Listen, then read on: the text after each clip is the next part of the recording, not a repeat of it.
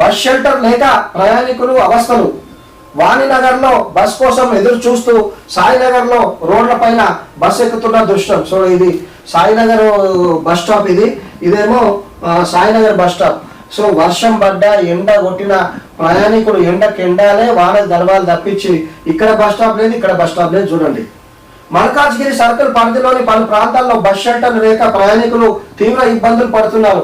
Circle పరిధిలో Mirzaguda, Malkajgiri, Sairam theatre, Sainagar చౌరస్తా, వాణినగర్, మల్లికార్జున్ నగర్, దయానంద్ నగర్ తదితర ప్రాంతాల్లో బస్ షెల్టర్ లేకపోవడంతో రోడ్లపైన నిలబడి బస్ ఎక్కాల్సిన పరిస్థితి ఉందని ప్రయాణికులు ఆగ్రహం వ్యక్తం చేస్తున్నారు.